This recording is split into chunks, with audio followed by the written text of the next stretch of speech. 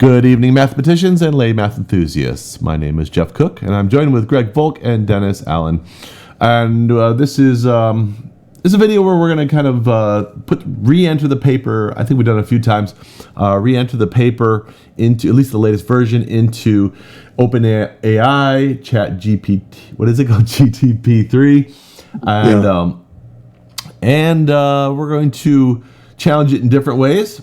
And we were just talking before we came on of how some of the drawbacks that I think everyone is aware of who's used this chat is sometimes it's wrong and states adamantly that it's right, and sometimes it doesn't know the limits of what it cannot do, and some proofs it can't do, but it kind of like we just kind of I put up here, can you prove that there are no even primes greater than 2, and it handled this very well. It's it's proof by definition. But other proofs that are pretty difficult, it says, yeah, I can do that, and it can't. It fails. It isn't so much that it thinks that it does. And so, for example, I tried a couple of things. I said, prove that zeta of 2 equals pi squared over 6, and it did like 7 or 8 steps, and they seemed to make sense. And then all of a sudden, it jumped to the answer. It's like, well, that may be true, but it didn't follow from the steps that you gave, prior.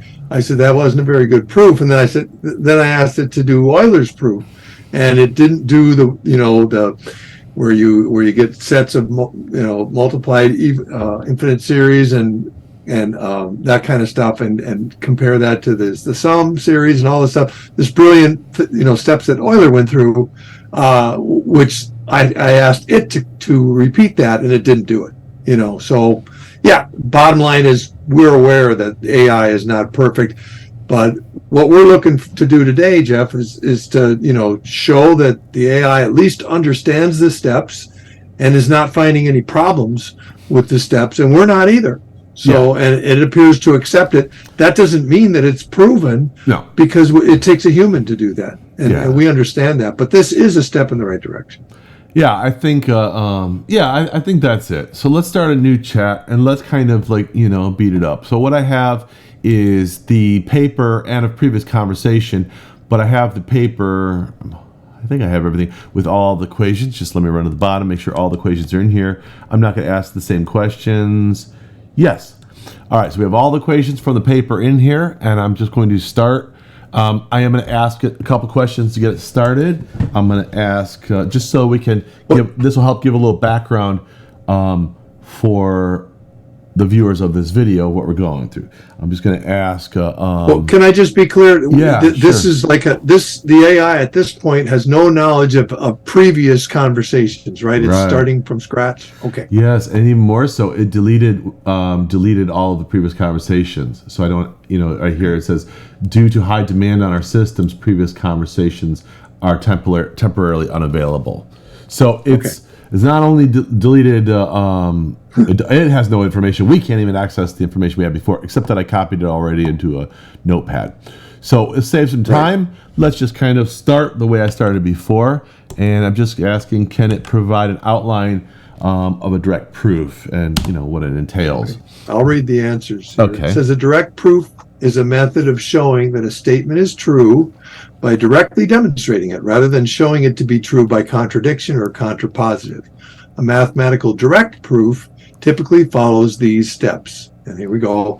Step 1, start with a statement to be proven, that is the conclusion, and assume that it is true, which is obviously different than a lot of proofs. You assume that's false and then try to get a contradiction. Yeah. Step 2, use logical reasoning and previously established facts or theorems to deduce a series of logical steps that lead to the conclusion. I'm going to interrupt you, Greg. Since this is going to be a recorded video, that person can pause this and read this. So when we get the really long ones, so we try to keep it under. You know what I mean? Okay, the really sure, long fair enough. I won't read it all. Them read it. We'll get the general thing. Read the last. Okay, it says, note that the proof will be valid only if the assumptions and logical steps are correct and the conclusion follows logically from the reasoning presented. Very good. All right. And I just like to point in, like, most of the proofs in geometry, you go back to Euclid and stuff like that. You prove that the two sides of a right triangle is, a squared plus b squared equals c squared. That's a direct proof.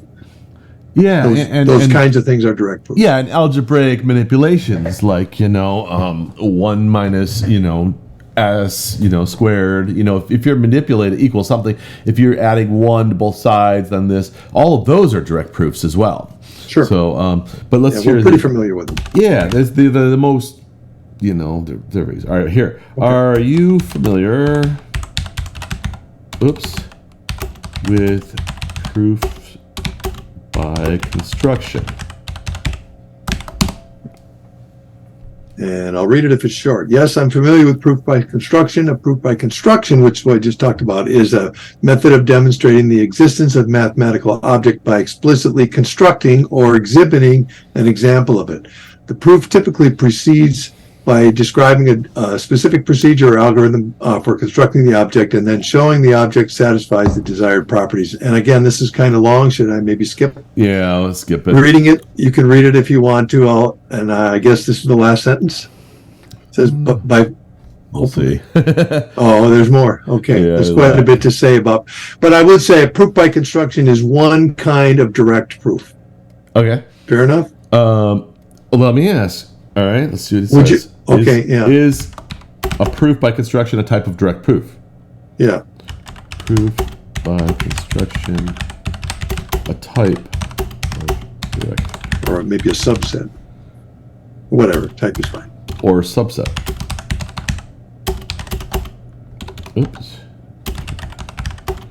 Let's just see. Because I think they're a little different, but let's see. Okay, a proof by construction is a type of direct proof. It is a method directly demonstrating the existence of a mathematical object and blah, blah, blah. Okay.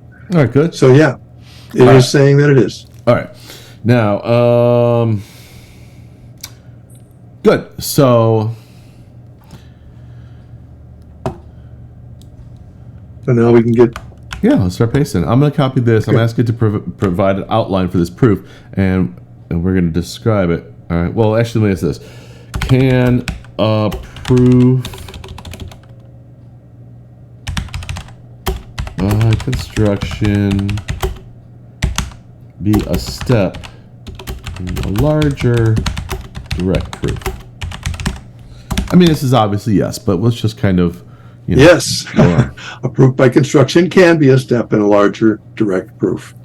Okay. Okay. Now I'm going to say... I have one more question to ask it before we start. All right. Let me just do this one. You first. The first lemma will be...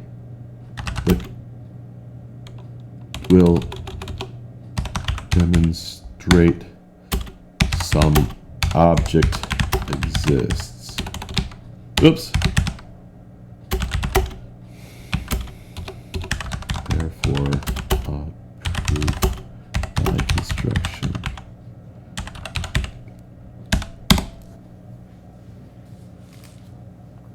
All right, so could you provide me with an outline for a proof having 4 lemmas and a single theorem? Sure. So it's answering your question. So lemma 1 could be a proof by construction. Lemma 2 could be a different kind of proof. Mm-hmm. Okay. So this is what we're doing. This is the outline of the paper here. Yep. We have 4 lemmas, and then we use that to prove the statement.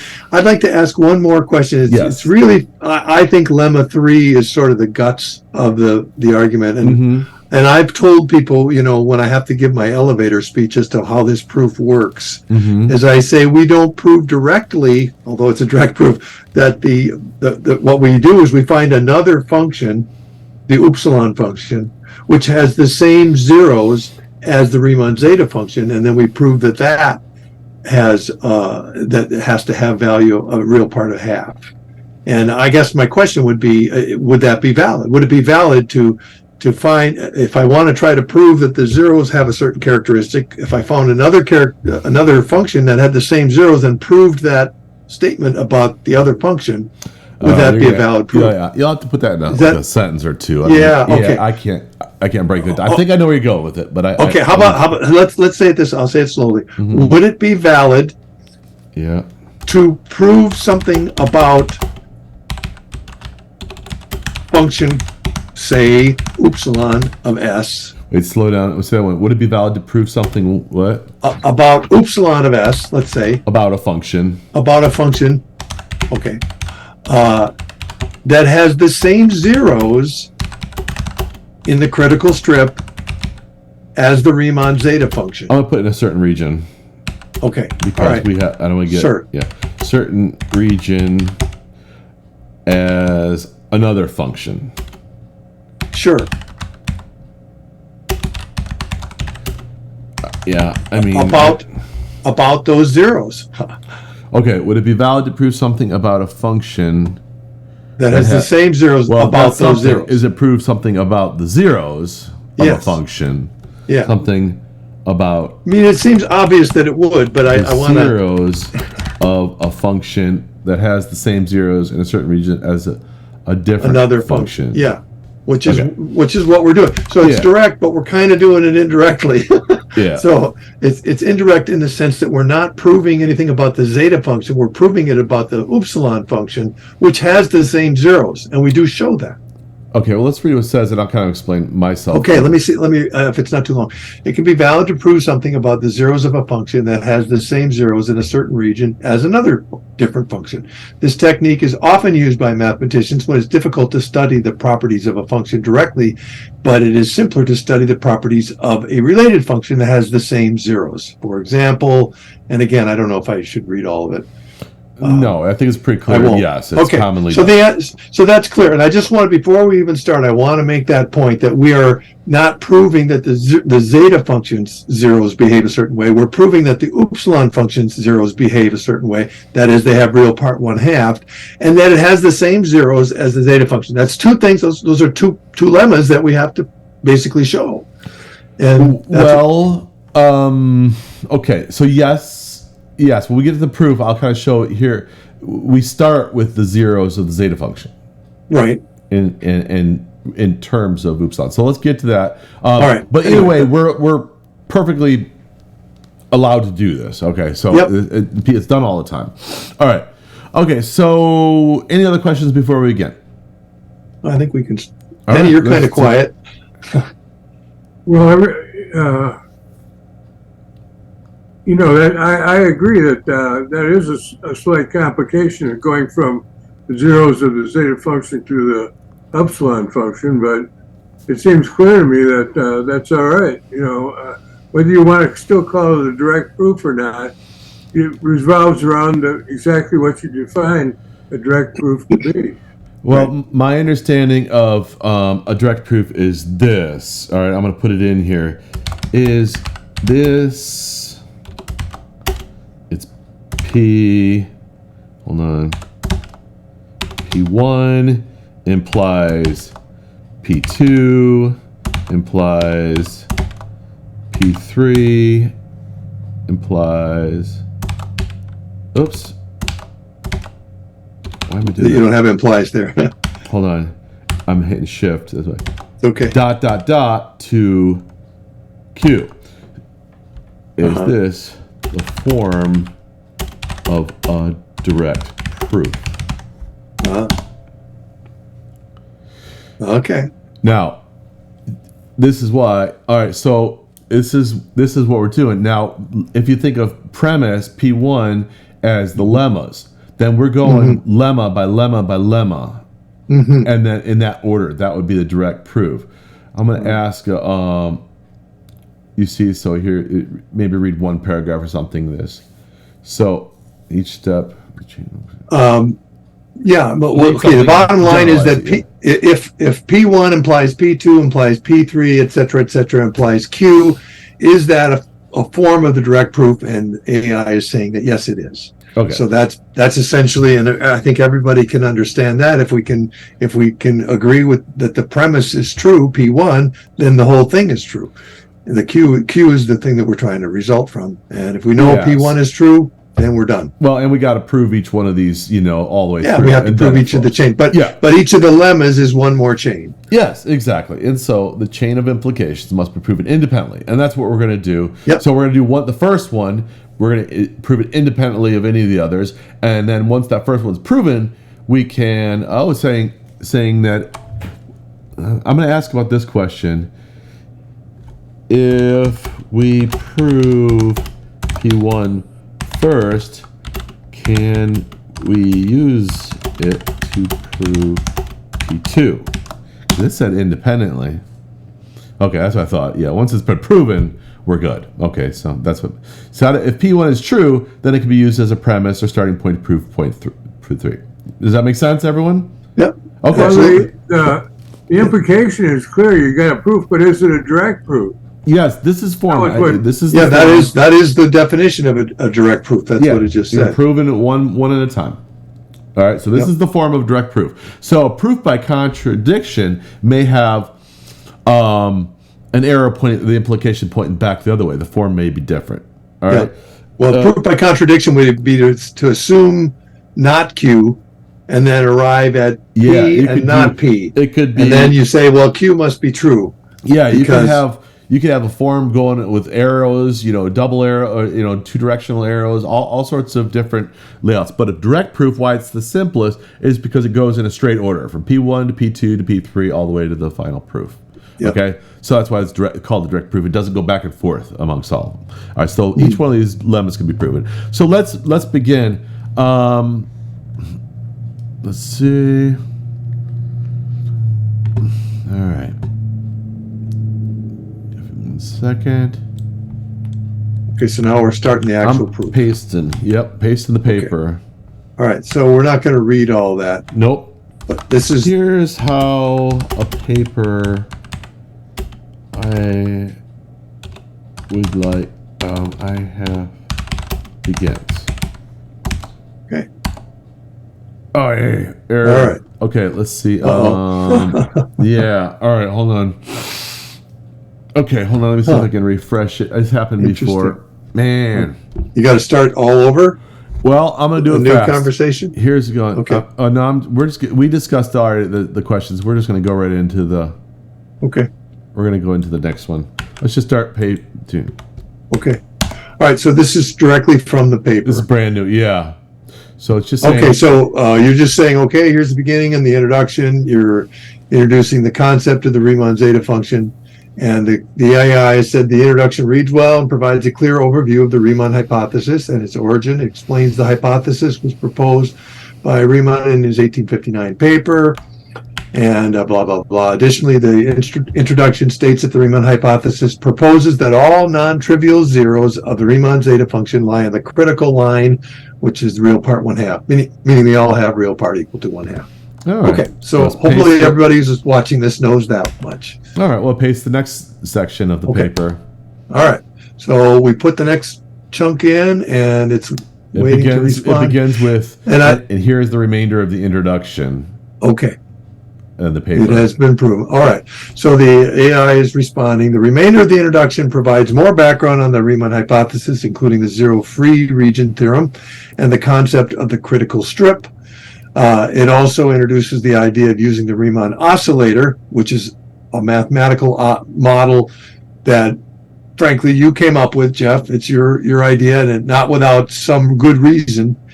And can I just point in I'll just put in my 2 cents that the Riemann oscillator really came from the Abel-Plana formula, because it has those 3 terms, and you're looking for something else that had 3 terms.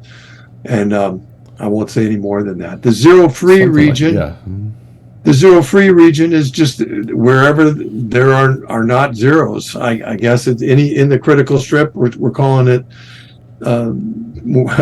where it's non-zero. No, it would be zero-free region would be outside the critical strip, including 1 and 0, real part 1 and 1 and 0. My mistake. Okay, I wanted to be clear on that. Okay. Right. All right. It also introduces the idea of using the Riemann oscillator or mathematical model to investigate the characteristics of the Riemann zeta function, demonstrates the mathematical impossibility of symmetry for any zeros that lie off the critical strip.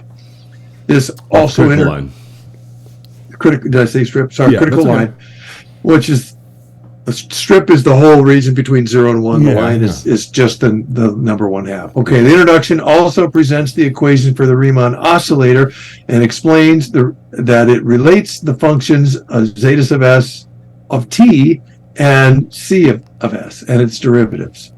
And we're going to get into why t becomes important. It's not part of the zeta function itself. Anyway, finally, it states that the proof of the Riemann hypothesis will consist of 4 lemmas followed by the proof itself, which we're going to provide.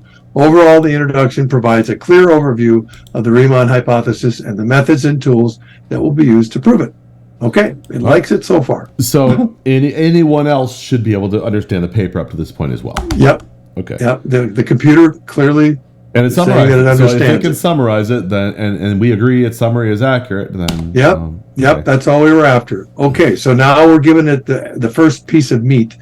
The Riemann oscillator, we're looking at as a function of t. It's a read the AI. So I pasted the lemma. Yeah, I understand, but I just want to quickly say it's a second order differential equation, and it looks like a forced oscillator. So where the upsilon of s is introduced in this equation, that's the one we're going to be looking at later. Mm-hmm. That's part of the coefficient, half the coefficient of the second term, which is the damping coefficient for those that know differential equations. Now, did the AI summarize that correctly? Let's see. Maybe it did. Lemma 1 presents the definition of the Riemann oscillator, which is a mathematical model used to study the behavior of the Riemann zeta function.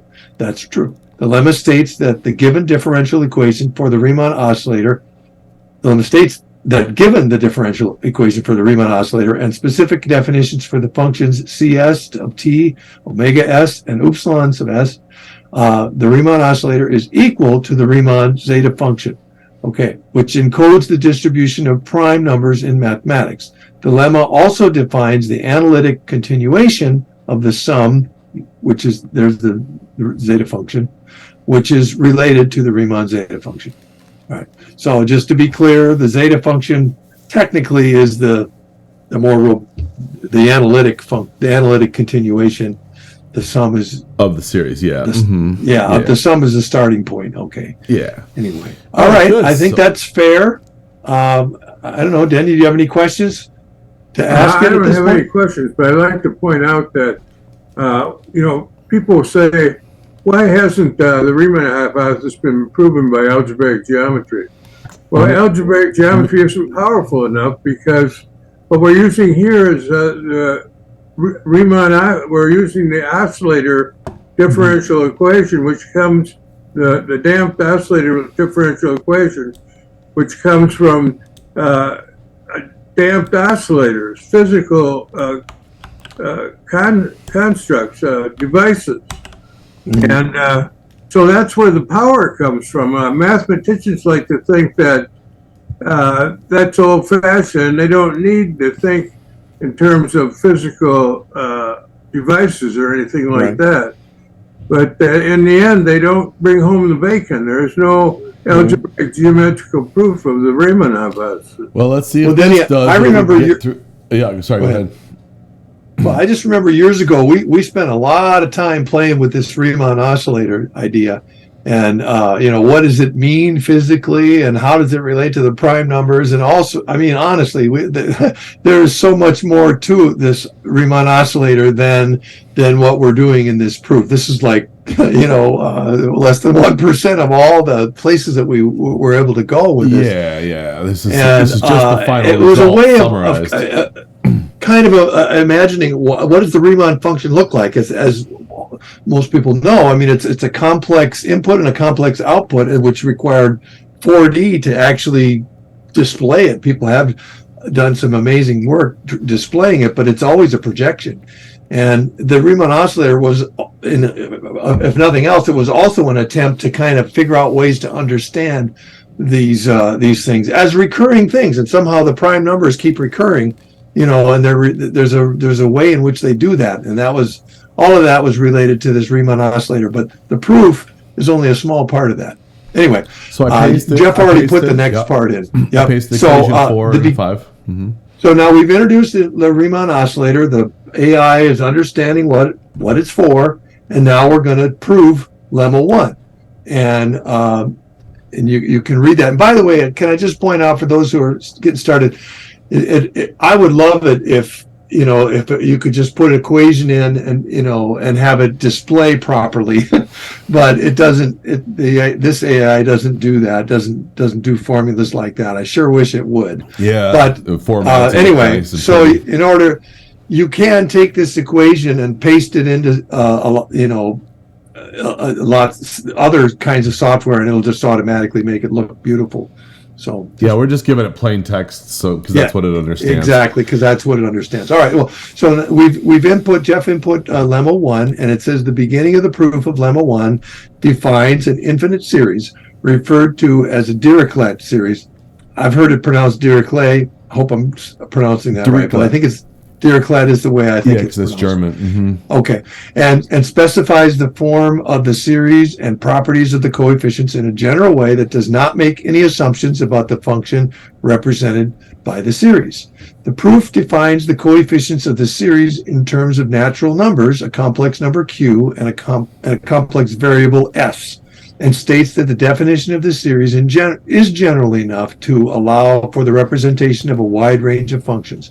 The proof also states that the series alpha sub s and q is equal to the sum of the coefficients a of n, q, and s multiplied by n to the minus s, which is the sum of that is the Riemann zeta function, and that the coefficients a of n, q, and s are defined in equation 5, which is given, and depends on natural numbers, and q and s are complex numbers. Overall, the proof provides a clear definition of the infinite series used in the lemma and the properties of its coefficients. I haven't proven the lemma yet. It's just you clearly defined what the lemma is going to be. The beginning of the proof. Yeah. Yeah. And it seems to understand it. Yeah. So I think that's good. All right. So basically all Dirichlet series have this form. Well, let me just ask, what is a Dirichlet? What is the form of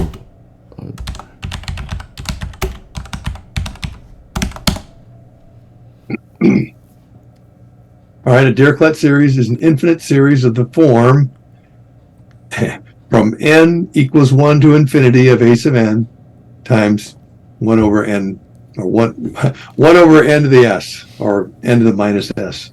Okay. So it's a lot like the zeta function. That is a Dirichlet series. Yeah, the zeta function is the I think it's one of them. It's the and the original one too. So it's there's many of them. Okay, so so a sub n in a zeta function is just always 1. You got it exactly. Mm-hmm. So Dirichlet is there's lots of different directions you can go. Yes. Well, Dirichlet proved that there's an infinite number of primes in an arithmetic progression ax plus b, where a and b are relatively prime, using the Dirichlet mathematics. Mm-hmm. And that was the first big triumph of number theory, analytic number theory. Wasn't Dirichlet wasn't he before Riemann? No. Yeah. Historically? Was he? He was after? I'm not sure. All right. When did... No, I don't think so. I think he was before. All right, hold on. He was before. That's what I said. When did...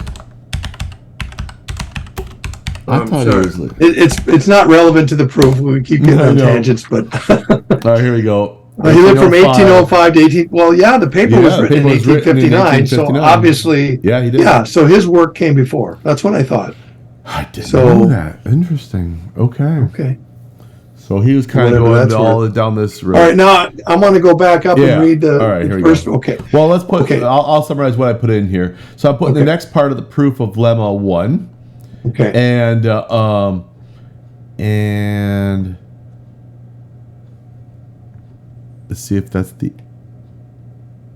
end. There's more of lemma 1. Is it lemma 1? This is only in one section. It's like the middle. There's more to come. Yeah, more to come. Okay. Does it summarize that correctly? And can you Yeah. read it for the people Yeah, watching sure, this video? sure. Okay. And by the way, I just point out, if people are watching this and saying, "Well, you didn't read everything that you put in," we're taking it straight from the paper, so you can read it. We've had close to 10,000 reads on the paper at ResearchGate, which you can hopefully, Jeff, you put a link to it in the video so people can read it if they want to. Mm-hmm. Yeah, you definitely should do that. Okay, so now the AI is just responding to what you input last. So the next part of the proof of Lemma 1 uses the ratio test, which hopefully listeners are familiar with this idea. It's about infinite series, about convergence. Shows that the series alpha sub s and q converges for all values of s with real part greater than 1, which is nothing new. It uses the Abel-Plana formula, which is a mathematical tool that allows for the analytic continuation of a function that is represented by an infinite series. The proof states that it's not necessary to show the steps of analytically continuing the series because it can be proven more succinctly by evaluating a range of arguments that are not trivial nor degenerate within the region and noting that the two representations give the same result. The proof also states that the representation given by the Abel-Plana formula is the analytic continuation of the original function for all values of s, since it represents the function that is valued for all values of s. And the original function has been shown to be equal to this representation for a certain range of values of s. And I just like to point out, Abel-Plana was also prior to Riemann, prior to 1859 too. Yes. Yeah, I mean, isn't that Abel, like Abelian stuff? Yeah. And that's like the 1820s and 30s. Yeah. Okay. Yeah, billion groups. Yeah. Okay. All right. So we can always come back after we go through this lemma. We can ask some questions about any area that we think of. Okay. Here's some. So I guess in summary, it's just saying that what you presented so far is fine. It's not. There's nothing to agree with or disagree with because you haven't made any conclusions. Well, let me ask, are there any problems with it so far? Well, it's not seeing it. I'm not seeing it. And again, someone would have to read the paper to say, well, what about X? We're trying to anticipate. I just want to point out, we're trying to be on the side of the reader, the skeptical reader. We're skeptical too. We're trying to say, did we actually do it? And we think we did. And, like I said, so far, the AI is not saying, you forgot about Y, you forgot about Z, it's just not saying that. Yeah, when we get to the end of proof of Lemma 1, we can ask it if it did. So at this point, I pasted the next part of the papers, word for word from the paper. Omega S equals I star S or something. You don't need to read it all. Let's read the summary. Yeah, it's in the paper. If you want to read the paper, this is what AI is responding to. The proof of Lemma 1 continues by defining different variables that are needed to construct the Riemann oscillator. It starts by defining the variable omega s as the complex conjugate of s, and then it divides both sides of an equation by this variable. Next, it defines the variable upsilon of s as a summation of a series of terms involving s and n. Finally, it defines the function c of s of t and the Riemann oscillator zeta s of t, which is not exactly the zeta function, as a second derivative of c of s with respect to t, plus a term involving the product of the constants upsilon of s and omega s. And again, upsilon s is the coefficient of the second order differential, so that's the first derivative, the damping function. Anyway, and the derivatives of cs with respect to t, plus a term involving the square of the constant omega s and the functions c of s. For those that know differential equations, this is standard stuff. It's just a force oscillator. Good. So, all right. So, and I'd just like to point out, so the thing that you're trying to prove is that at t equals 0, it has the same zeros as the Riemann oscillator. And that's coming up. Yeah. All right. So I think the next chunk is the guts of the proof. Am I wrong? Let me see. I'm just going to find something really quick. All right. 14.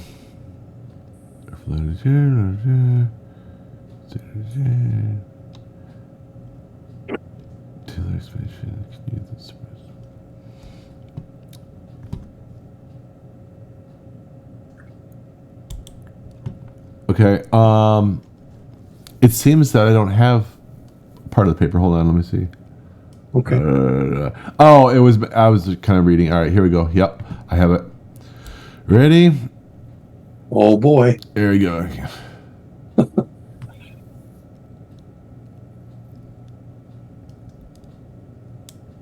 Oh, I see. Because the AI didn't give the same response this time as it did last time. Mm-hmm. I just had to get caught back up with where the paper I is. get it. And that's good. Where this is, the AI does not give the same responses every time. And so we kind of have to be slightly different about how you do the inputs. And you're doing a good job, Jeff. All right. So next you put in the next. It's the final.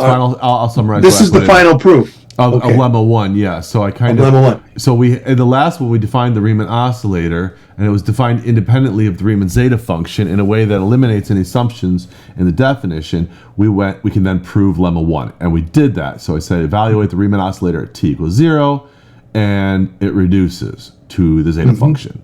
Let's see how it summarized what we just did in that section.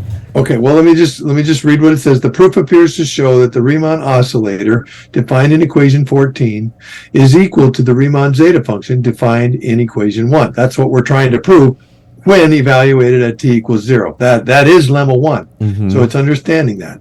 Okay, the proof uses the Abel-Plana formula and complex analysis to show the equality of the two functions for all values of s with real parts greater than 1, and for all values of s over the entire complex plane. This is done by defining the Riemann oscillator independently of the Riemann zeta function and eliminating any assumptions in the definition, and then showing that the two functions are equal when evaluated at t equals 0.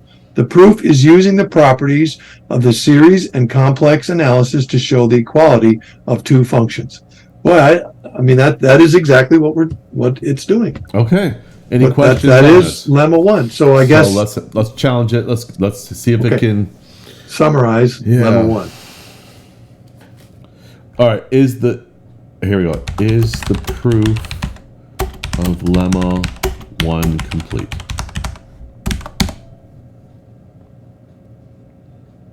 All right, it appears that the proof of lemma 1 is complete, as it appears to demonstrate that the Riemann oscillator and the Riemann zeta function are equal when the Riemann oscillator is evaluated at t equals 0, that was what we were trying to prove.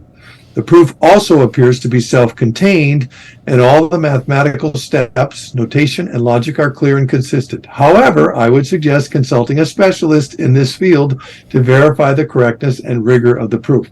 Well, Denny's our specialist. Yeah, Denny. But yeah, we've been working on this for a long time. Yeah. Is there something we missed? That's why we're making this video. Definitely open we want people to talk about it and to get it out there and say, is there some subtlety that we didn't think of, that the AI is not thought of? So far, we've challenged it in as many ways as we can think of, and it hasn't come up with anything. Yeah, we have had almost 10,000 readers, and not just any readers. I mean, these are scholars. It's ResearchGate is a forum for academics. So, and nobody has said, you forgot about this, or whatever. So, I'm getting more and more convinced as we go on, and I'm as skeptical as anybody, honestly. So, all right. So it appears it's complete. Could you summarize lemma 1? That's your question, or that we just did. All right, so the AI says lemma 1 states that the Riemann oscillator zeta sub s of t, which is different than the zeta function, it is defined as, and there's I don't really want to read all that, but it's a second order differential equation that contains upsilon of s, where c of s is one of the terms in the function, and upsilon is also defined.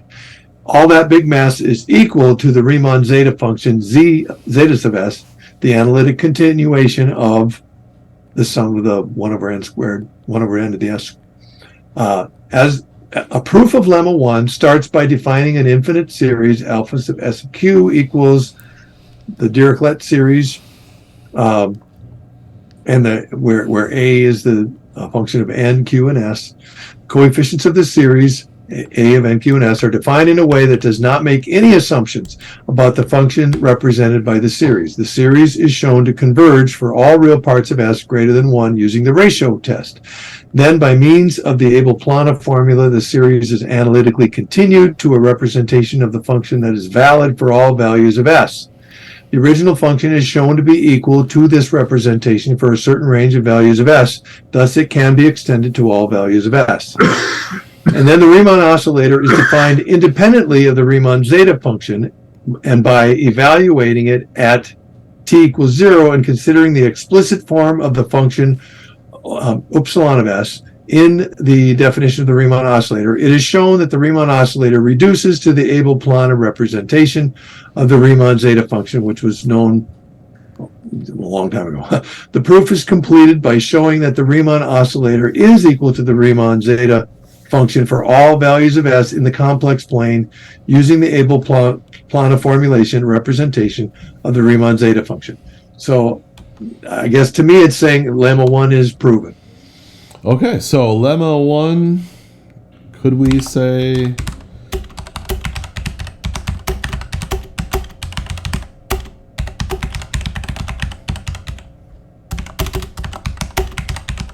Yeah, so we've kind of proven, I don't know what the P1 was. P1 was just... P1 is lemma 1.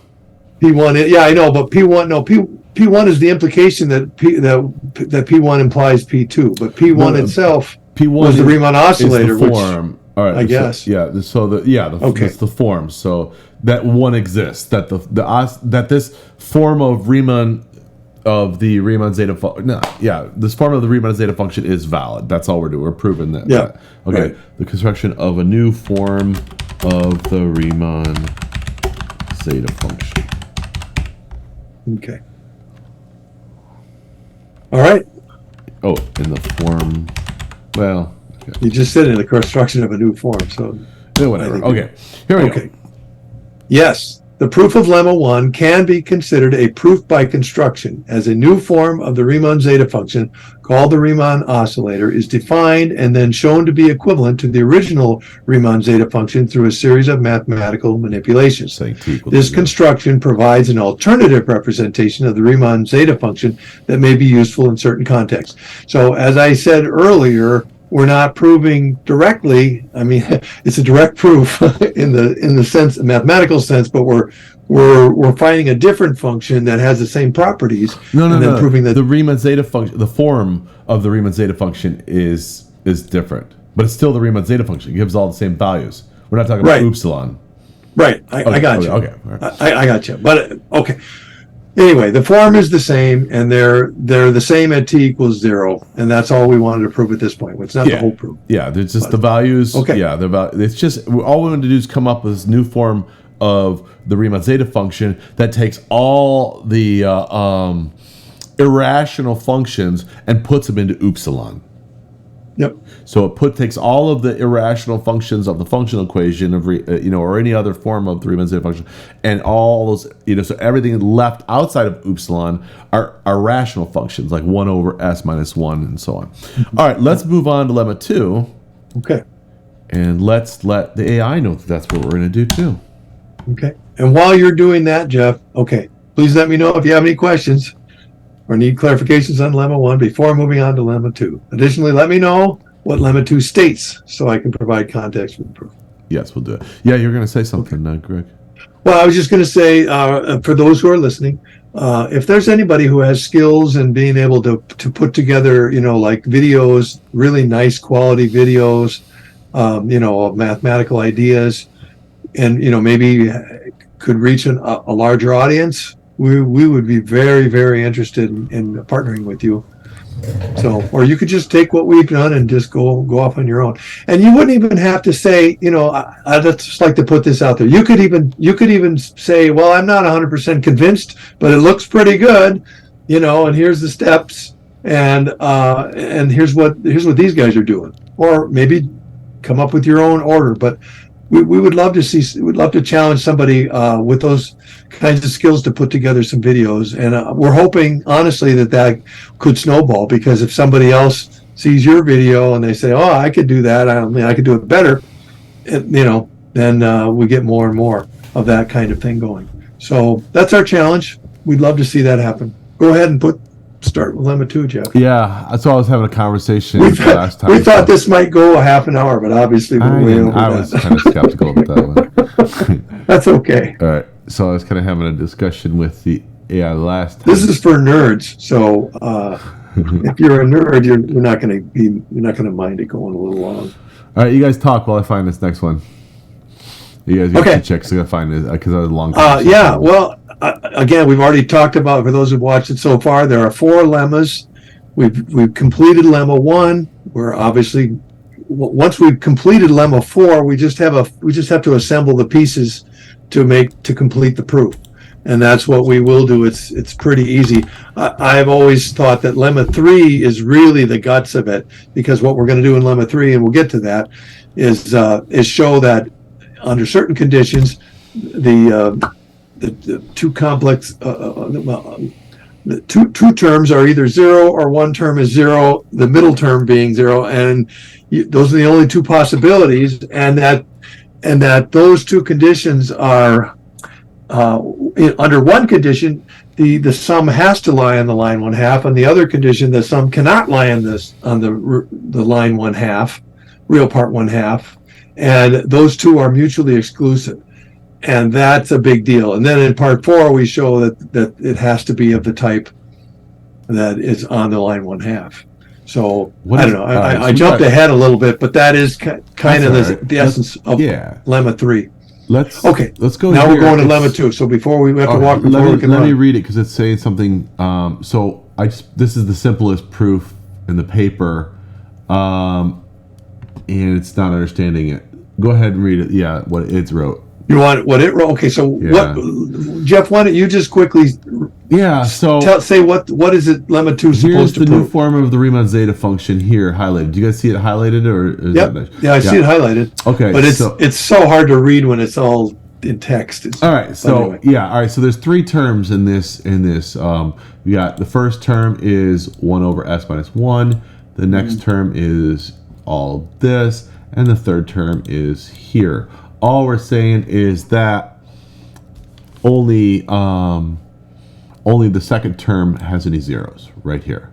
All right, let's see what it says. And then I prove it. We prove it here in this. The first term is the multiplicative inverse of s minus 1, where the numerator does not vanish. And because 0 has no reciprocal, the first term has no zeros.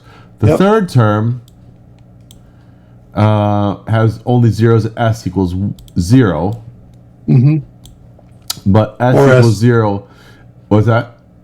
Yeah. Could it be any other thing other than s equals 0? No. Okay. No. Well, s equals infinity, but that's not in the critical strip. Yeah. All right. So, well, that's interesting. All right. So, yeah. All right. All right. So, yeah, we didn't put that. All right. So, but it would result to the same thing. We should probably reword that. All right. So, because s equals 0 is not, and infinity is not an argument, is it? No, not for either the first term or the third term. It can't be. So 0 because we're only interested in the critical strip. Yes, and s equals 0 is not a 0, the zeta function, so we can't use it. Therefore, only the second term of zeta function in this has any zeros in it. If zeta equals 0, then it's gonna. If there are any zeros in this, all we're saying, not even but 0. All right, not even. And then finally, just to point out the upsilon of s, which is the coefficient of the second term, that has to be 0 in order for the whole thing to be. That's the only one that's going to be 0. That's the only one at the same time as zeta sub s, and that is an important point. Yes, it is, because that's what I said a long time ago. Is another function that has the same zeros as the zeta function in the critical strip, and we're showing that it does. That's the purpose of lemma 2. Yes. So, but it's not understanding. Well, let me read what it says. Okay. All right. It seems that in your statement of lemma 2, there is a mistake in the equation of the Riemann zeta function. The equation in lemma 2 should be, and I'm not seeing the difference. Me neither. It has a plus for the coefficient of for the second term, and you have a minus. I do see that. All right. It's saying that, and for the third term, it has pluses and you have minuses. Huh. Now I'm forgetting. Why was that? All right, hold on. They should be minuses. Why does it? Did I accidentally have a typo in the previous one when I said it? Well, you got pluses up there. Where is it? I see. Well, stop right there, right where your cursor is. No, there's pluses, zeta sub s sub t, but I need the Riemann oscillator. Where's that? Right here. They're minuses. Huh. Well, why don't you ask it? Equation 18 has minuses. Does it know that? Hold on, I see. It understands equation 18. Equation, maybe not. Well, it.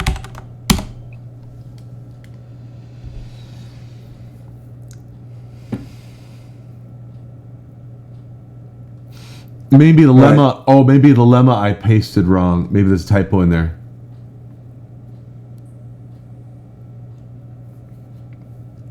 Okay. Okay, let me go back up to where I pasted the lemma. Okay. Number 2, that one's right. I don't see any problem with it, but maybe there's something it's picking up.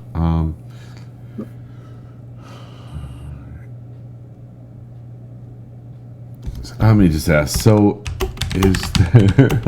There's no typos in it. We've been over this. Yeah.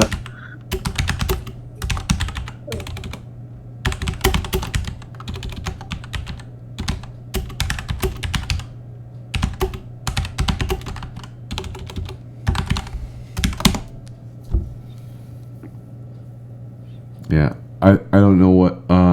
Yeah. It's very simple, straightforward proof. So I don't. It's. Yeah. The lemma 2 is the simplest of the 4, so it's funny that we're struggling with that one. It says it can't find any problems.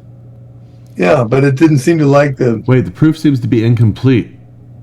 It's all right. No, it's just referencing equation 19. Okay. Can you please go up and show me what 19 is again? Yeah, it had problems before remembering the numbers the way it was listed. Let me find 19. Okay. Well, there's 18, but then was 19 in the next part? The part that you just pasted?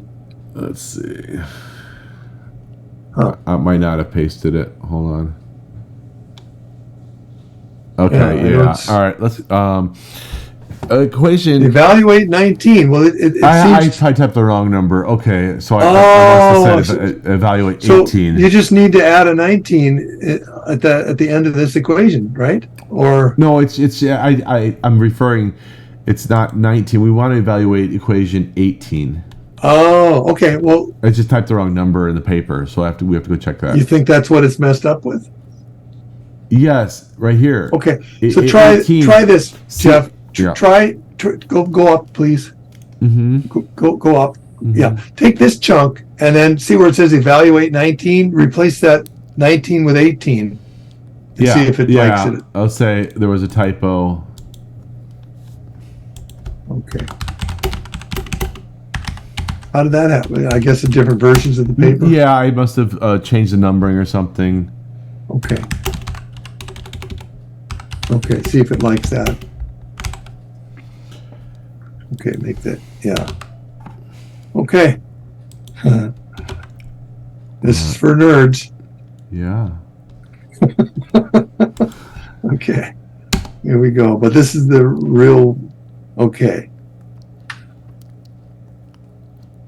Okay, now it seems to like it. Mm-hmm. So, yeah, interesting. I didn't have the equation number. Okay, so all it was hung up on was it was looking for equation 19 and there wasn't one. Right. And it didn't know what to do. Okay, well, all right, so lemma 2, which should be the simplest, and its proof you provided, state that the zeros of the Riemann zeta function are only in the second term zeta of that whole big mess, which we talked about, where the second term is related to the function upsilon of s, which is defined independently of zeta sub s. The proof is based on evaluating the different terms of the equation and showing that the first and third terms do not have any zeros, while the second term has zeros when upsilon s equals 0. Which, again, we've said that several times now, so hopefully everybody got the same zeros. However, it is important to note that this is not a widely accepted proof of the Riemann hypothesis. The Riemann hypothesis is still a conjecture. Well, and we're not saying that it is. We got 2 more to go. All right, here we go.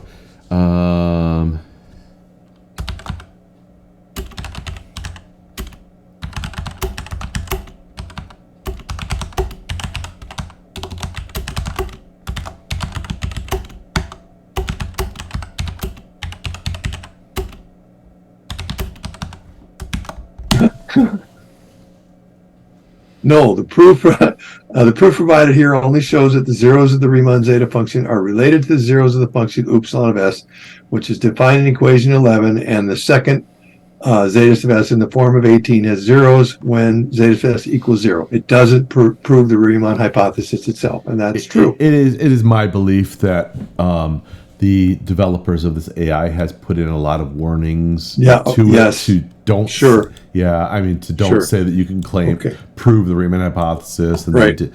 But we're still using it. We're still using it. Okay, now let's move on to lemma 3.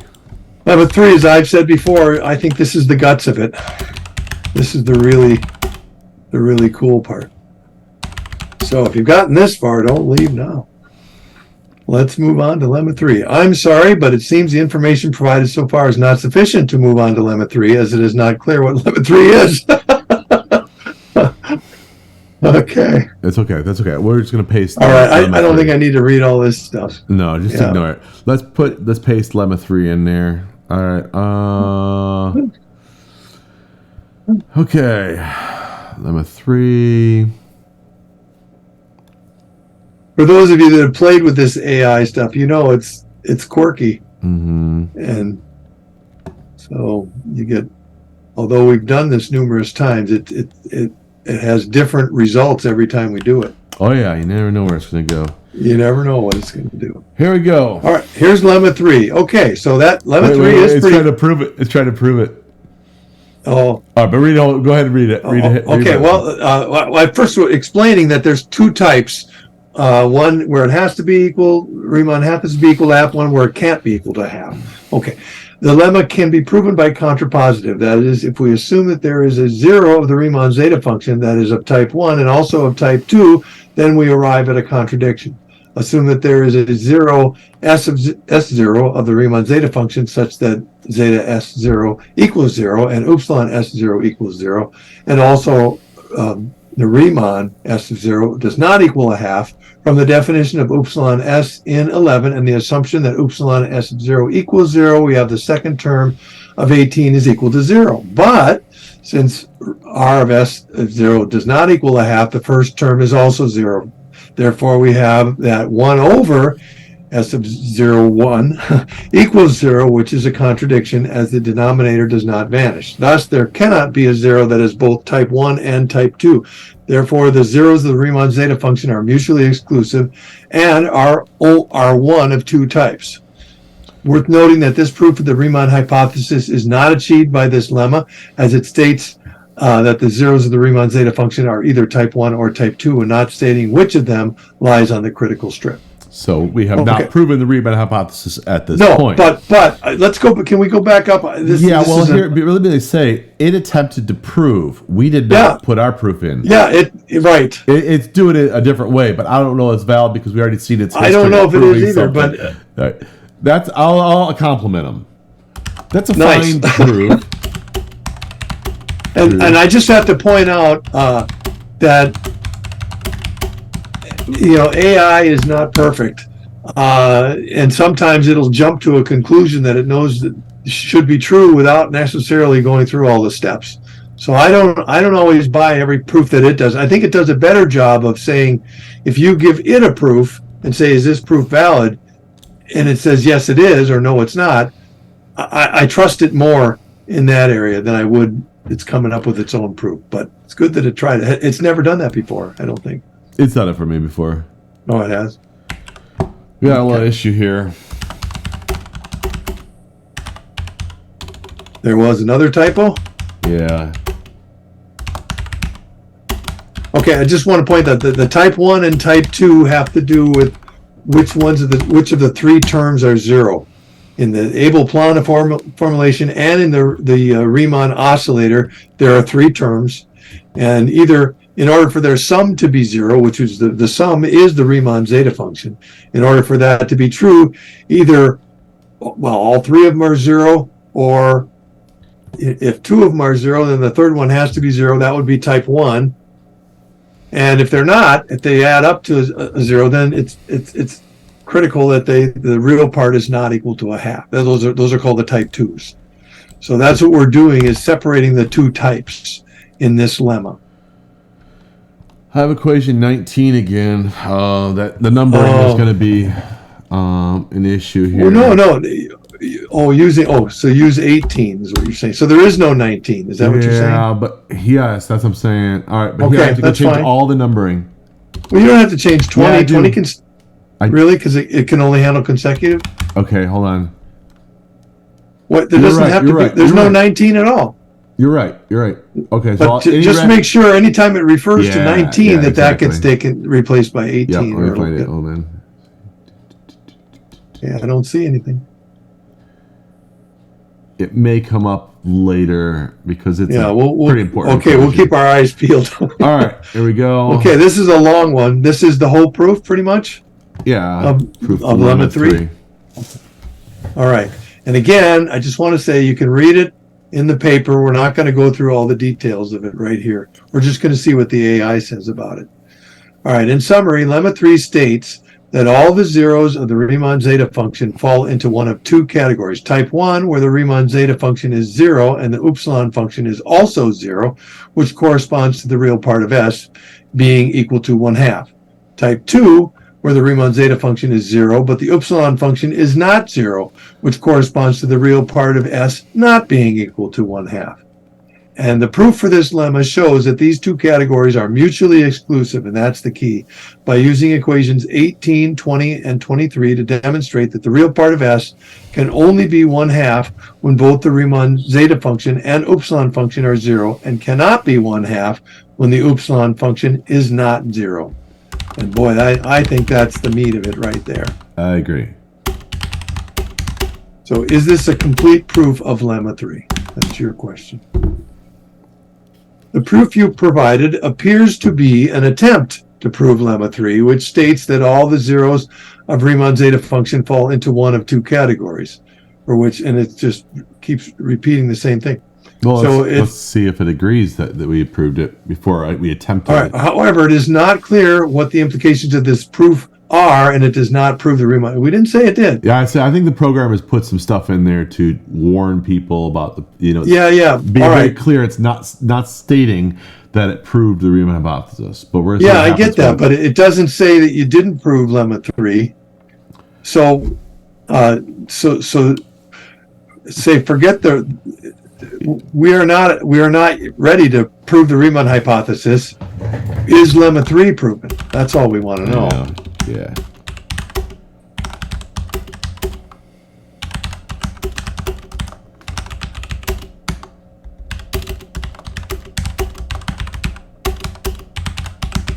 Okay. The proof of lemma 3 provided seems to be logically consistent and sound, assuming that the definitions and previous lemmas used in the proof are also correct, which it agreed that they were. Yes.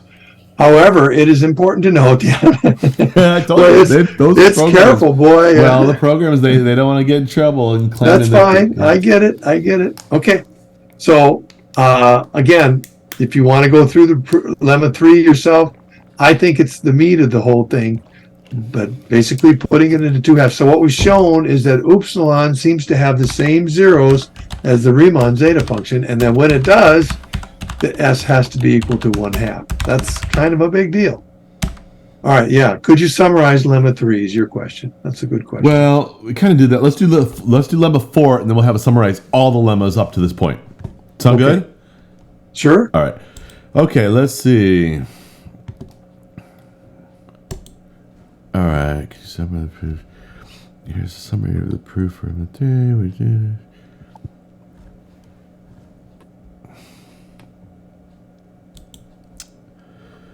Okay.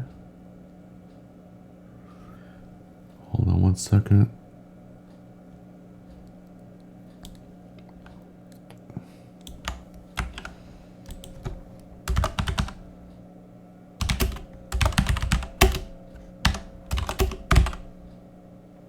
Okay. Here's lemma 4.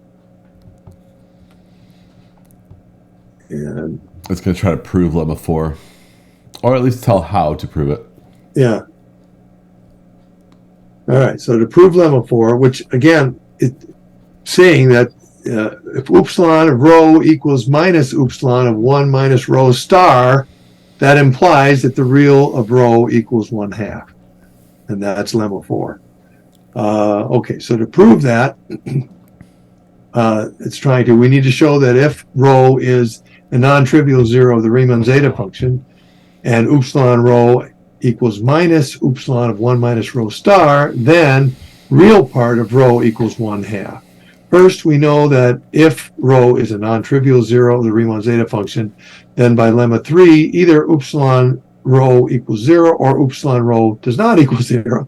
If upsilon rho equals 0, then by lemma 3, we know that the real part of rho equals 1/2, which satisfies the statement of lemma 4. Now let's assume that upsilon of rho does not equal 0.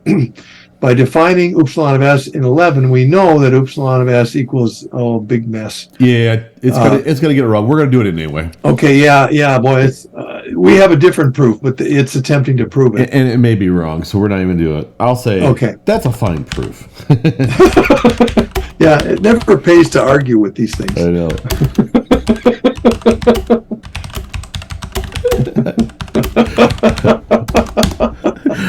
You show me yours, I'll show you mine. I am a machine and do not have ability to like or dislike. Okay, fair enough.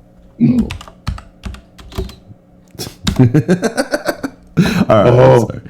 Okay. All right. Yeah, I'm playing around with it. Okay, here's a proof of lemma 4. Here we go. Let me sure I have it all. Let me find it. Okay. Yeah, it's not too long, I don't think. Nope. Okay. Here we go. Yeah, the meat of these things are just not that long. The whole paper is, well, I mean, the short version is what, 8 pages? I think it's 9. Yeah. 9 pages. So, all right, the proof of lemma 4 seems to be relatively complete. It starts by defining the function g of s in terms of f of s and the geometric series formula, and then goes on to substitute s to the l and s to the r into the function and prove that g of s to the l equals minus g of s to the r. And it proceeds to show that this implies that upsilon of rho equals minus upsilon of 1 minus rho star. And finally, it concludes by showing that this implies the real part of rho equals 1/2. This proof seems to be consistent and logical, but it's best to check with a specialist in the field of mathematics. Okay, yeah, so good. All right, so what it is we're showing that this condition must be true. And in the paper, we're summarizing the AI. At this point, we're not really going over the proof. We got done a lot of videos on the proof, but we are kind of summarizing what the AI says about it, and so we can have other videos to discuss, the details of what we're pasting in here. All right, so good. It understands it. For those that are new to it, I mean, Jeff's got his whole channel is, you can see there's many videos he's made on it, and the paper has been read. If you've not seen it before, we invite you to read it and come up with your comments on it. We're definitely open. Okay. Summarize lemma 3 and 4. Oh yeah.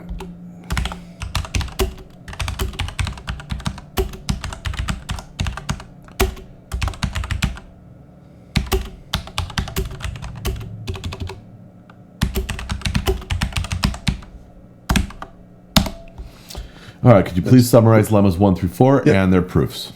Yep. Okay, it says lemma 1. The Riemann zeta function can be expressed in the form, the big mess, where upsilon of s is a well-defined function with the properties of being analytic in the critical strip and real on the real axis. But it didn't say that didn't say anything about the Riemann oscillator having that value of it at t equals 0, but okay. Lemma 2, only the second term of the Riemann zeta function has zeros. I think it should be in the critical strip, but okay.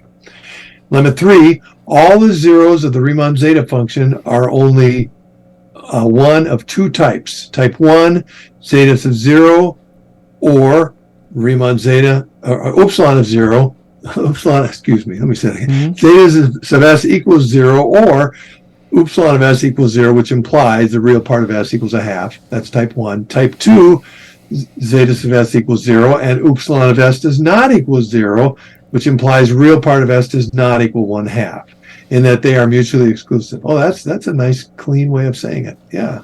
Lemma 4. Given that rho is a non-trivial zero of the Riemann zeta function, upsilon of rho equals minus upsilon of 1 minus rho star, and implies real part of rho equals 1/2. But I mean, it didn't say anything about the Riemann oscillator, but I think these are pretty good summaries. Yeah, I mean, so rho. Well, let's go back to what rho.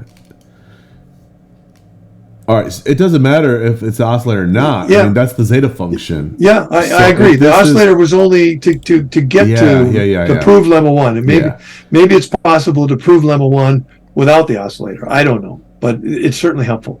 Right. So at this point, we don't really need the oscillator. We're just showing that already we have proven 1, 2, and 3. So with that, we can just show that if this is a non-trivial zero, and this condition arises, and these are points symmetric across the critical line. If there are any upsilons that are, upsilon of rho equal to minus upsilon of 1 minus rho star, then that means real part of rho equals 1/2, regardless of the oscillator. All right, so we use the oscillator. Now, for lemma 2, you said because the critical strip. I disagree. We don't need to really say. We don't. It's just the second term of the Riemann zeta function has zeros. That's it. Fine. Yeah. So, Denny, do you think this is a good summary of the 4 lemmas? I think it's pretty good. Well, it would be nice if, as you say, if the Riemann oscillator were mentioned. Well, again, I think it's actually good that it's independent of that. I like that too. Because the Riemann oscillator was useful. It helped get us to that point, but maybe, like I said, it might be possible to prove that without it. It probably is, but how do you think of these things? Well, you can, for example, in algebraic geometry would think about, weird topologies in algebraic geometry, but if you're familiar with mechanics, then you would tend to think in these terms. I'm sure that, you can find proofs that no one understands why step n plus 1 follows from n, or rather they understand it follows, but they don't know how anyone ever thought the argument up that it followed. But when you start out with the Riemann oscillator, you're starting out with a differential equation which has been studied and proved to be very fruitful in mechanics and even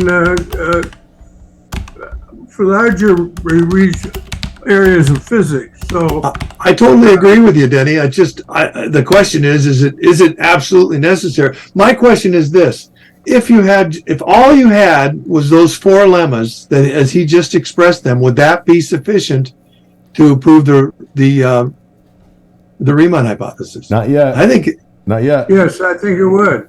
Well, we need a few more little pieces. Got to tie it up with proof of the theorem. Yep. Okay, so you've already done that. All right, so you'd like to provide a theorem and a proof of the theorem, but can you read the theorem before I prove it? I forget. Oh, that's you typing that. So then I pasted the theorem in there. Okay. Yep. So this is the theorem. Okay, so the theorem states, and this is what I'm not reading what you wrote, what it wrote. The theorem states that if rho is a non-trivial zero of the Riemann zeta function, and rho to the h is a hypothetical non-trivial zero off the critical line, then because there are only 2 types of zeros of the Riemann zeta function, type 1 and type 2, and they are mutually exclusive, with type 1 containing all the critical zeros, i.e. those with a real part of rho equal 1/2, and type 2 not complying with certain conditions, the Riemann hypothesis is correct, which states that all non-trivial zeros of the Riemann zeta function have a real part of 1/2. So it's saying if. Yeah, it's just the theorem. We didn't prove the theorem yet. Yeah. Okay. All right. Well, let's put the last chunk in then. Yeah.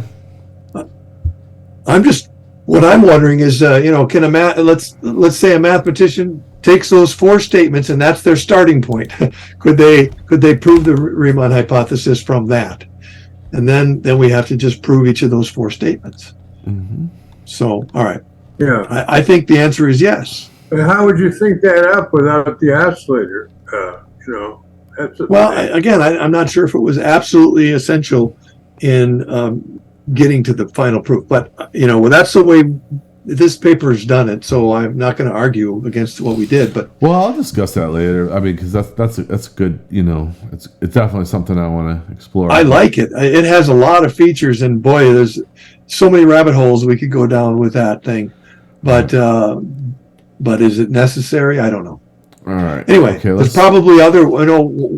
If this is accepted and we can get this to happen the way we would like, I'll bet you people come up with alternatives. Maybe slicker ones. I don't know. But I think this is pretty slick. All right. Do you want me to read it, or are you still typing? I want to. All right. I'm going to call proof of the Riemann hypothesis, the Riemann theorem.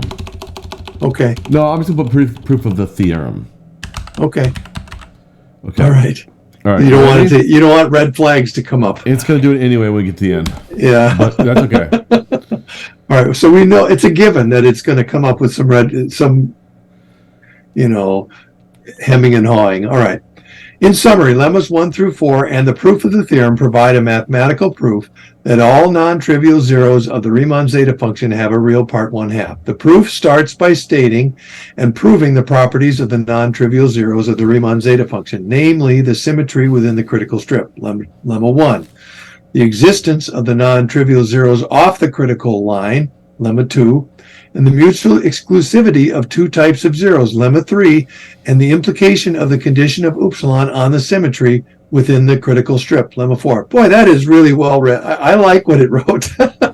That's nice and clean. Okay, these properties were then used to prove the theorem, which states that the Riemann hypothesis is correct, that all non-trivial zeros of the Riemann zeta function have a real part 1/2. All right, so is this proven? That's my next question. Then we'll go into arguments for hours. Well, okay, all right. So wait, here we go. How about does the arguments look correct? All right. Are the arguments correct? All right. Well, it does. Yeah, it doesn't want to stretch its neck out because the AI is very careful. So anybody else that's got to.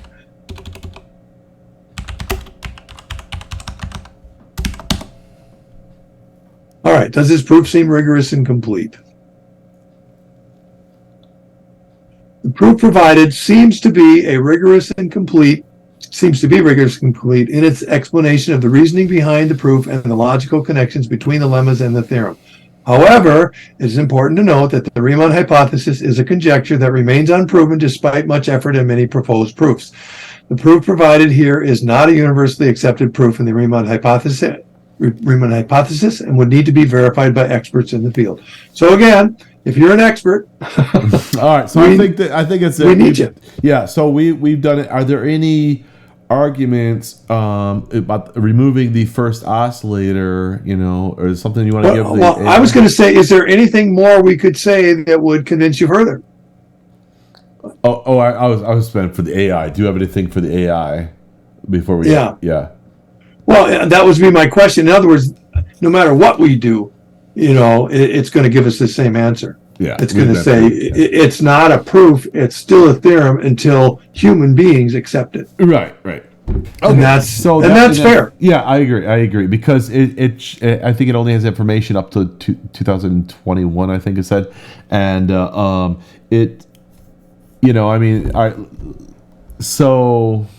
acceptance of the let me type this. Would you say? Let me point out while you're typing. Let me just point out that the video we did 3 weeks ago. This was our starting point because you'd already gone through and proven it, and it said looks like the Riemann hypothesis has been proven or something like that. at that time. And then we asked it a bunch of questions. So we've been down this road before, and it does take a while to get to this point. So let me read your question. Would you say that a mathematical proof is only valid if accepted by the mathematical community? And its answer is a mathematical proof is considered valid if it is logical, rigorous, and complete, and it meets the accepted standards and conventions of the mathematical community. Well, then the question is this proof logical, rigorous, and complete? I've been through this before. All right. It goes around in circles and never gets anywhere, though. It's programmed to say, no, we cannot prove the Riemann hypothesis here. Understood. But I'm going to do it. I'll show you what I did. All right. So here, I'm just going to copy it. Okay. All right. The proof has to be accepted by the mathematical community. All right. So let me just copy and paste it. Again, that's our invitation. And I've said this before, and I'll say it again. If you have skills in being able to put together mathematical videos, and you maybe have an audience already that looks to the stuff that you put out, we would love to work with you. We'll do anything we can to help you. If you need help or if you have questions, you can reach us. We're not hard to get a hold of.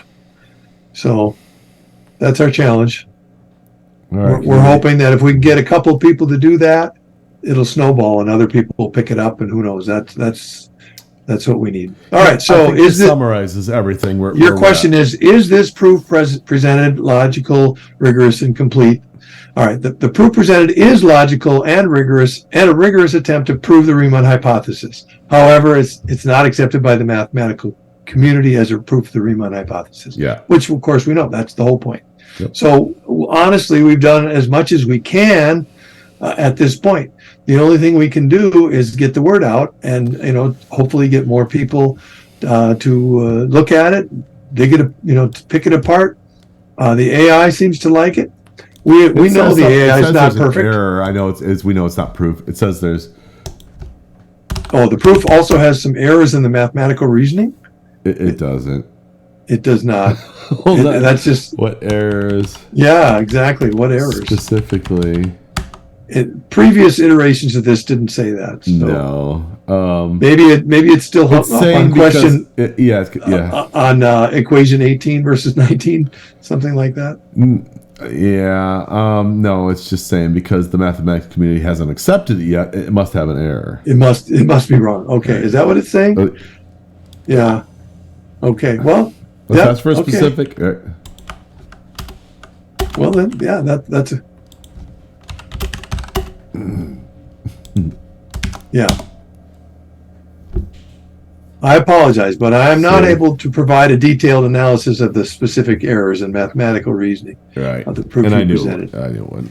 Because it doesn't know any. It's making an assumption because the mathematical. There must be something wrong with it. Exactly, and that's what other mathematicians have said too. I don't know what there is, but there must be something wrong with it. There must be. Yeah, it's got to be. Okay, good. All right. So I think that's it. Let's summarize each and everyone say something to summarize the.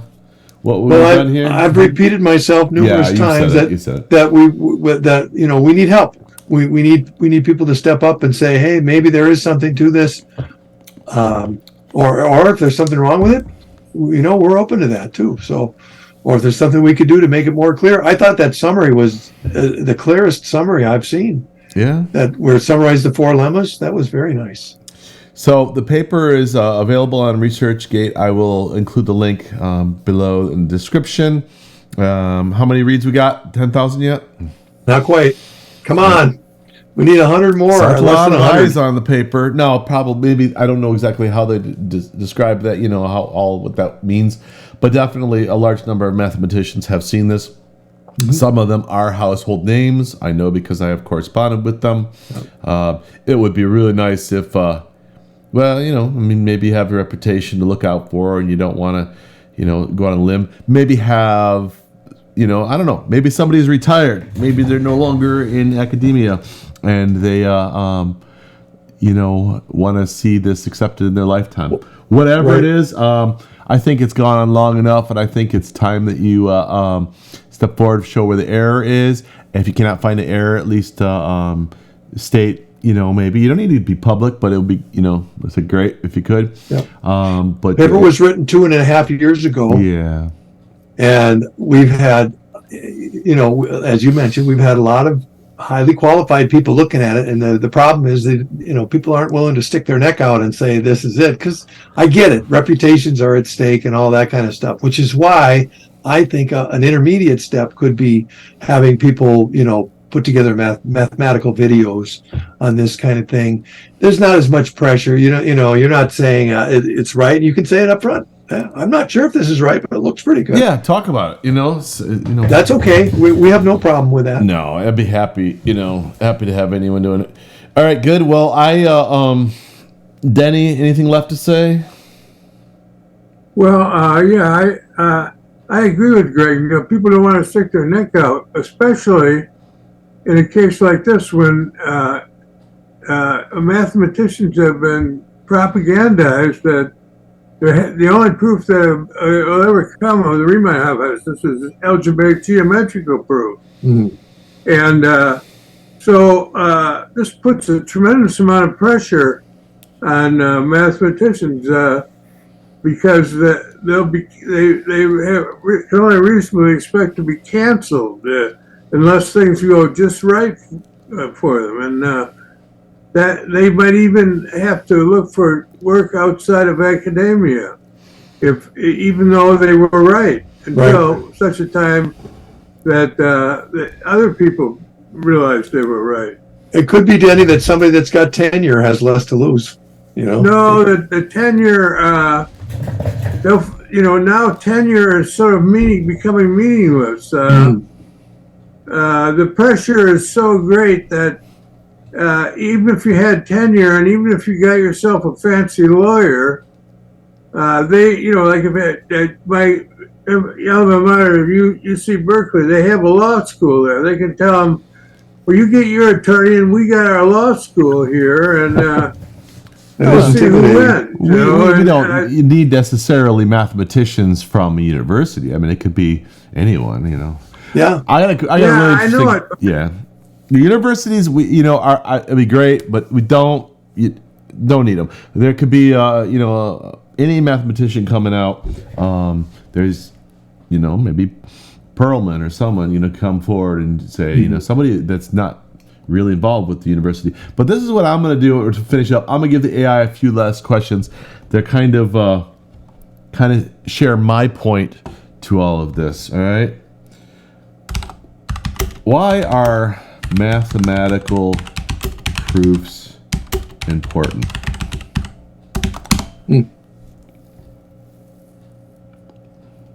All right, I'll read it. Mathematical proofs are important because they provide a way to establish the truth and validity of mathematical statements. They are a means of communicating mathematical ideas and reasoning to others and help build a body of knowledge that can be relied upon by the mathematical community. Additionally, proofs are necessary to ensure that mathematical results are not based on incorrect assumptions or flawed reasoning. They provide a way to check the logical consistency of mathematical arguments to identify and correct errors. Without proofs, mathematics would not be able to make the same level of progress, and many of the advances that we take for granted today would not be possible. That's pretty good. Would you say that let me see. Why is it important to build a body of knowledge? Well, I was going to say specifically the Riemann hypothesis. There are many other things that hinge on that we think might be true if the Riemann hypothesis were true. I mean, literally thousands, tens of thousands of papers written on that idea. All right, why is it important to build a body of knowledge? Building a body of knowledge in mathematics is important because it allows for better understanding and prediction of the world around us. It also allows for the development of new technologies and techniques that can be applied in various fields such as science, engineering, and finance and more. And I'll just put in my 2 cents that, the applications we may not have even thought of yet, of what this might mean. Additionally, mathematics serves as a foundation for other disciplines such as computer science and physics, and strong mathematical background is essential for progress in fields. Furthermore, the process of creating and understanding mathematical proofs helps to develop critical thinking and problem solving skills, which are valuable in many areas of life. And can I just throw in unless you're while you're saying it, I'll type. Okay. Yeah. I wanted to go in left field here a little bit and say, we live in a different age today than even 5 years ago or 10 years ago, where there's alternative news, there's independent. A lot, things are becoming more and more decentralized because of what the internet has been able to provide for us, and so. I don't think that, something like this, back in the day, it had to go through, as Denny said, it had to go through a university, and there has to be a whole process there. I'm not sure if that's true anymore. That's why I'm so passionate about finding some people who make these science videos and mathematics videos and can put that out and push that. There's no university involved in this process, and we can reach a lot more people, honestly, through that process than we can through the traditional academic paths. And I would love to see that happen with Riemann Hypothesis, not just because it's ours, but because I'd like to see math work that way in the future. So there's more at stake than just the Riemann Hypothesis. That's how I look at it. So now back to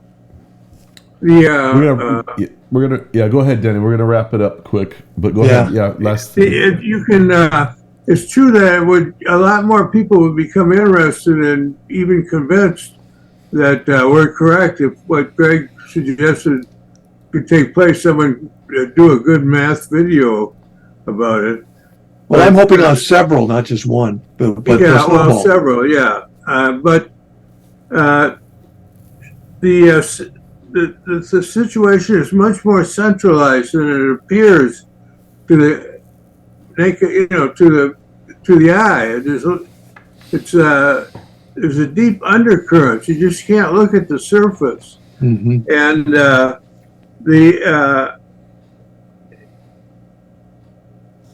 I don't know. I could give some examples, but that would go off into another area. But this idea that things are becoming more decentralized, in a certain sense, is true.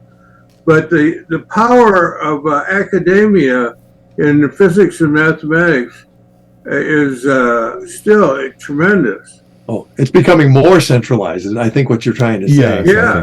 So there's two communities and they're diverging, but that's why I love the idea of let's do this with the independents, with the non-academic. When I say non-academic, I mean there can be people who are teaching university level. That's not a problem. But, it doesn't, the proof itself is not dependent on that whole infrastructure you're talking about, Denny. And it's vast. And that's why, personally, I'd love to see this and other things get proven outside of that. That would take away some of their power. That's important to me. So, well, I would hope that would be true, but I can't bring myself to believe it. Well, let's leave it on all right. Well, let me read Jeff's last question. Well, it's the AI's moral take on this. Okay, let me read what Jeff wrote. Suppose an important component could be applied to this body of knowledge, but was taboo. Would it still be important? The importance of a particular component of mathematical knowledge is not determined by its taboo status, but rather by its potential usefulness and applicability to other areas of mathematics or other fields of study. While a taboo topic may be controversial and not widely accepted in the mathematical community, it may still have important implications or be relevant in other fields. Therefore, it's important to evaluate the mathematical significance of a topic independently of its taboo status. And this is what I guess I want to add to that too, Jeff. Okay, I'm sorry. Yeah, I can. Hard for me to shut up. No, my thought was that many things in science, and maybe not so much in mathematics, but in physics, like the guy that came up with what's his name, Avogadro's number. He came up with this idea in the early 1800s, and his ideas weren't accepted till long after he was dead. Yeah. And he's not the only guy that's happened to. That's happened in physics many times, where ideas were accepted years later, not by the current level of thinking. Yeah. And maybe that's what's going on here, but. Well, let's see. Let me ask. It is sort of taboo. The Riemann hypothesis is kind of taboo. It is. Well, it's not. If you have an algebraic geometrical proof, it's not taboo. Yeah. They'll look at that. I think it still would be taboo, even if they had. Even that. then, if it was schmucks like us coming up with it, I think it would be no matter who would come up with a proof. It's going to be the same problem. Even a muckety muck in the university would have a tough time, I think. All right. So your question is, I want to leave it with that. We can wrap it up. I think that's okay. it. I think it is important. AI seems to think it's important. If this is a valid proof that somebody steps forward and defends it, it's important for the reasons here. If it is not a valid proof, it's even more important to step forward because we keep making videos, and if it's really dumb. If it's an invalid video, we have to stop making them. Or it let's say it's an invalid proof, and we're propagating misinformation about a Riemann hypothesis being proven, right? So we have to. It'd be important that we would have to stop doing that. So I would like to see. Someone step forward either way. But in the meantime, we can keep using. Elon Musk would still let us say it, but they wouldn't have before. I like Elon Musk. All right, cool. All right, I am going to end this up. Thank you guys for joining. I think we could always do more. Yep. You've Greg, you have gone over and done some of the, putting stuff in, or we've done it several ways. I mean, this is the paper as written. It accepts. We've done it multiple times. And we've even given it counter arguments and we have. Yeah, so I think it's pretty good. I think the next step is to put together a video, and maybe I can do something. I'm just not real skilled at it, but put together just a nice video kind of walking through the steps of the proof. But it'd be better if somebody that's already doing it, that has an audience already, that would reach many more people. And one that's doing some really those cool visual videos. That'd be cool. And they know how to do all that. I don't. Hope so. Good. So thank you guys for joining, and thank you all of you for listening, and have a good evening.